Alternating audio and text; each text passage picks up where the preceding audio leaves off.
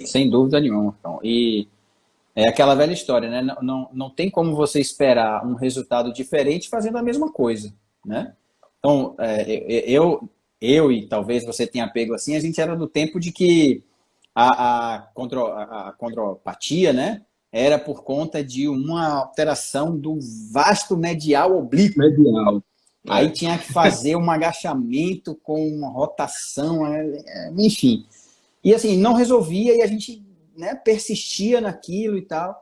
Então, eu acho que o grande exemplo do que eu trouxe na descrição das teorias do controle motor é justamente isso, né? É lógico que há um tempo para tudo, você falou muito bem, mas as teorias evoluíram justamente a partir do momento em que algumas respostas não eram respondidas, né? Assim, bom, isso aqui A não frustração. não é que não tenha servido, mas isso aqui não é suficiente. Eu preciso de mais informações para, né, estar mais confortável nessa minha medida terapêutica aqui que eu vou tomar. Então, é esse caminho maravilhoso que a gente tem, extremamente dinâmico, né, que você fala, e que torna a nossa profissão maravilhosa não só pelo potencial que ela tem, mas pela característica de não repetitividade, né? A gente trata, eu posso ter um dia na minha agenda 10 pacientes, os 10 com uma sequela proveniente de um acidente vascular cerebral, eu tenho certeza que eu vou tratar os 10 de forma diferente. Cada um vai ter um tipo de atenção, porque cada um vai ter uma particularidade, como Joana falou, né, vai ter uma especificidade. Então, É. é nesse caminho que a gente segue. E você falou muito bem, né? A gente tenta essa descrição do controle motor. É uma tentativa mesmo do ser humano fazer essa redução, né? Tentar simplificar, mas muitas vezes a gente peca nesse sentido, a gente peca. Então, hoje a gente abriu muito mais a cabeça. Então, por exemplo, os conceitos de controle motor hoje estão muito associados, por exemplo, aos conceitos da classificação internacional de funcionalidade, né? É fantástico de que maneira o conceito, né, de controle motor, atrelado ao que essa visão biopsicossocial trouxe, né, que a CIF encarna muito bem, ajudou o fisioterapeuta na sua prática clínica.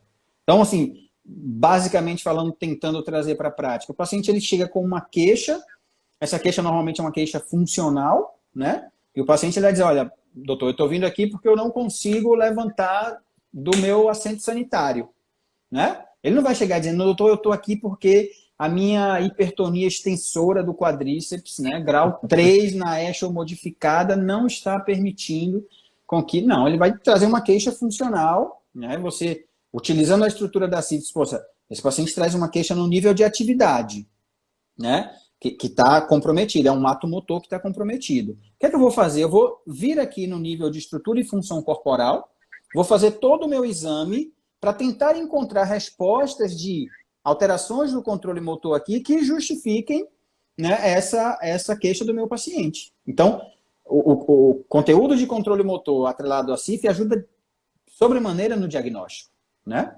Então, a gente faz lá o exame, a gente avalia todas as questões. A partir do nosso conhecimento sobre as teorias de controle motor, conceitos, fisiologia do controle motor, a gente estabelece nexo, né? Então, eu extrapolo as minhas hipóteses a partir dos meus testes para confirmar ou não as minhas suspeitas diagnósticas, confirmo o meu diagnóstico e vou tratar. E quando eu vou tratar, né, obviamente eu posso optar em tratar no nível da estrutura e função. Então, era uma fraqueza de complexo extensor do membro inferior. Posso trabalhar a força isolada desse grupo muscular?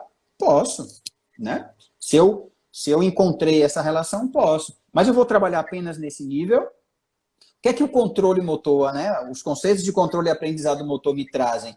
Ora, se você quer esse músculo forte para executar uma função, se você treina ele na função, o seu sistema nervoso reconhece melhor a função desse músculo. Você vai potencializar esse resultado. Então, eu devo trabalhar também no nível da atividade, né?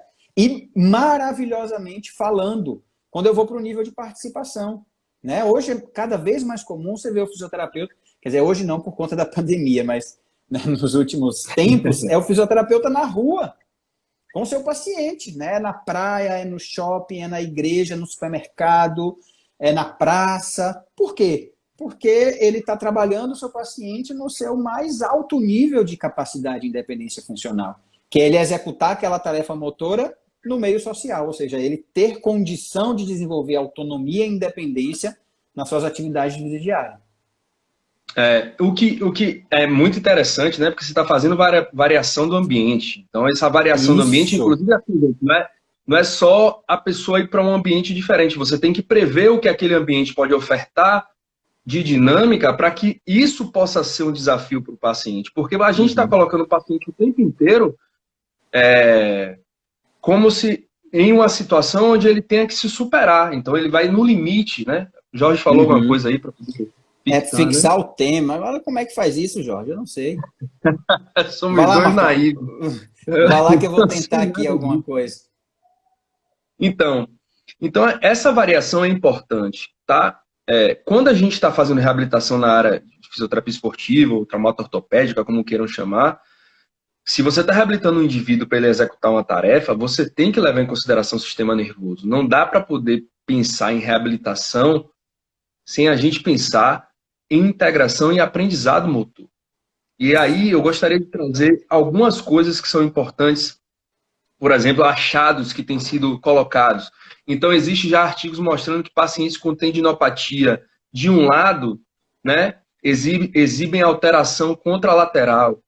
Tem pacientes que têm lesões de ligamento cruzado anterior que exibem alterações, gente, corticais. Ou seja, a gente deixou de achar que o problema era músculo, que era edema, que são problemas também importantes, mas agora a gente passou a ter um olhar mais amplo, incluindo o sistema nervoso central e periférico, nessa dinâmica de reabilitação. Então, assim, eu fiz uma revisão sistemática agora, ainda não publiquei, que faz em Deus eu vou publicar, faz parte do doutorado, e aí eu encontrei resultados que mostram que pessoas que fizeram reconstrução de ligamento cruzado anterior e teoricamente já passaram muito tempo, o Jorge está ensinando aí.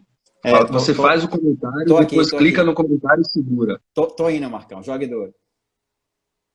Então, o que eu encontrei é que essas pessoas exibem, mesmo depois de 42 meses, gente, imagina. Então, 12, 24, 36, 48, quase 4 anos, essas pessoas ainda exibem alterações em nível de sistema nervoso central.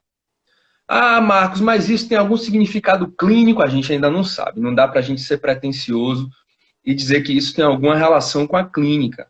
Mas chama muita atenção que uma lesão músculo-esquelética tenha causado alterações, ou seja, plasticidade no cérebro, né, mudanças no cérebro, que culminaram, na verdade, em uma alteração do padrão de comportamento do córtex motor. Né? Então, é de lá que vem tudo, né, gente? É do córtex, é de lá de cima do sistema nervoso que a gente exibe descarrega toda a nossa... o nosso padrão de solicitação de estruturas para que a gente execute o movimento. Então, é muito curioso isso. Aí tem outros estudos que mostram que o simples fato de você realizar uma artroscopia no joelho da pessoa, você pode induzir uma inibição medular. Então, é como se a medula estivesse dormindo. Aí você fica ali focando em terapias que são muito bacanas para o músculo, para algumas coisas que são, né, fundamentais, mas você não está integrando. Um exemplo que Marcos deu aí, né, de você ficar trabalhando em nível de estrutura. Então, você pega lá, o cara tem fraqueza de quadríceps, você vai ficar fazendo na cadeira extensora um treinamento. Se ele não identifica para que ele precisa usar esse músculo dentro de uma atividade, você não está sendo completo dentro do seu processo de reabilitação, porque no momento que ele for solicitar isso, o tempo de reação dele, o momento que ele usa o músculo, como ele usa o músculo, e integrado com toda a atividade vai fazer toda a diferença. Então, a gente começou a ter um olhar, ou seja, são estudos, gente, neurofisiológicos. Significa que nós temos hoje subsídio de alterações em nível de sistema nervoso central, em nível de sistema nervoso periférico. Né, tanto a medula, córtex motor, que é o mais estudado, na verdade. Né? Então, a gente tem um caminho longo aí para percorrer. E esses conceitos estão justamente em linha com o entendimento dessa capacidade adaptativa do sistema nervoso, né? Então, hoje a gente já fala com muita tranquilidade de que o sistema nervoso ele é extremamente adaptável aos estímulos ao qual é submetido. E essas adaptações, elas não demoram para acontecer, elas acontecem em tempo real, né? Então, a gente tem, por exemplo, como você falou, pacientes, por exemplo, de dor no joelho, que com 2, 3 dias tem alteração de mapa cortical por conta de um bloqueio, né, artrogênico de ação de quadríceps, por exemplo.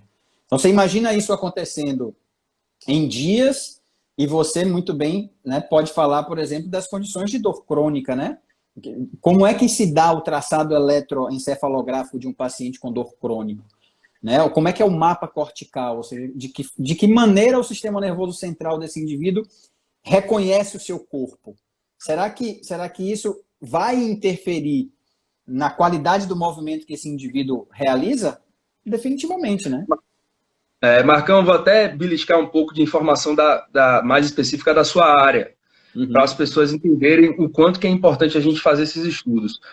Os indivíduos com Parkinson, eles exibem um comportamento no córtex motor primário, né? Você tem a possibilidade de ofertar uma intervenção que você já sabe que vai promover inibição do córtex, e tem uma outra intervenção que você já sabe que não vai promover inibição, então, um estudo experimental, né? Então, você já sabe como se fosse uma droga, né? Uma droga que inibe e uma droga que não inibe. Então, a gente faz isso através de estimulação magnética. E o interessante é que esses pacientes, eles não respondem a nenhuma das intervenções. Ou seja, eles têm um cérebro pouco plástico. Isso é um traçado, né? Uma assinatura cerebral que eles têm, que provavelmente pode justificar, claro, gente, isso não é resposta para tudo. Não é porque o equipamento é caro, que a gente vai lá, faz a avaliação, porque todo mundo fica muito apaixonado pela tecnologia, mas ela precisa, de fato, oferecer uma informação que vai embasar o que a gente vai fazer. Então, eles têm cérebros pouco plásticos. E eu fiquei muito assustado, assim, para não dizer curioso, com essa coisa dos pacientes com lesão de LCA. Imagina, Marcão, 42 meses depois, ou seja, ele já passou pelo processo de reabilitação e o córtex está dormindo. Então, que ou a reabilitação não está dando conta, ou a condição em si é uma condição que deve, né?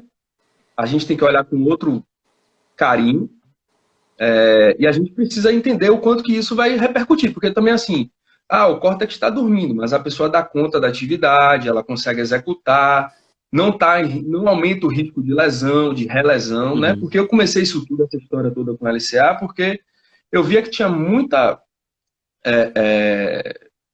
relesão, né?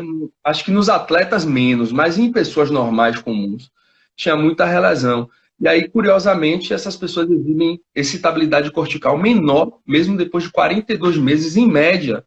Né? Tem gente que tem mais de 90 meses. Ou seja, será que a reabilitação deu conta? Porque a gente tem que lembrar, né, gente? Galera, quando a Donai tá dando um alô aí, seja bem-vindo, Dom. Quando a gente pensa em reabilitação, e aí a Donai pode até depois contribuir um pouco aí, pode escrever. Ele tá ligado ao Atlético Paranaense, fisioterapeuta do Atlético Paranaense, colega nosso. E assim, o fato de a gente... Quando é que a pessoa está pronta para voltar? Né? Que variáveis nós vamos considerar? Essa pessoa realmente, ela está reinserida? Porque aí a gente vai deixar de tratar a estrutura, né, Marcão? Sim, e vamos isoladamente, vamos passar a incluir a atividade e a participação social. A participação social de um jogador, ele precisa estar jogando.